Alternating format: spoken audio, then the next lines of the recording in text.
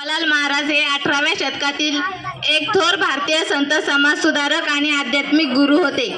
ते बंजारा समाजाचे आराध्य दैवत मानले जातात. त्यांनी समाजातील रूढी, अंधश्रद्धा आणि जातीभेद दूर करण्यासाठी महत्त्वपूर्ण कार्य केले. संत सेवालाल महाराजांनी समाजातील गरीब आणि वंचित लोकांसाठी कार्य केले. त्यांनी बंजारा समाजाला एकत्र आणले आणि त्यांच्यात आत्मविश्वास निर्माण केला.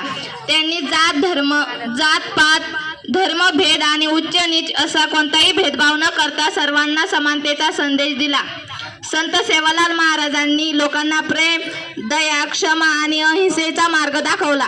त्यांनी अंधश्रद्धेवर निर्मूलन केले आणि लोकांना सत्य आणि न्यायावर विश्वास ठेवण्यास प्रवृत्त केले.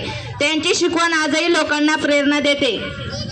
संत सेवालाल महाराजांनी समाजातील कुप्रथा नष्ट करण्याचा प्रयत्न केला. दारूबंदी करून स्त्रियांना अधिकार दिले. बंजारा समाज निरक्षर असल्याने महाराजांनी लोकगीत, भजन, लढीच्या माध्यमातून प्रबोधन केले. त्या काळी समाजाला भजनाची आवड होती. हे ओळखून त्यांनी बंजारा बोली भाषेतील लढी, भजन रचना करून समाजात धार्मिक व सांस्कृतिक बदल घडवून आणले. संत सेवालाल हे त्यागी, दूरदर्शिता, बुद्धी, प्रामाण्य विचारांचे महान संत व थोर समाजसुधारक होते. संत सेवालाल महाराजांचे क्रांतिकारी बोल मानवाला वास्तववादी विचार करण्यास भाग पाडतात.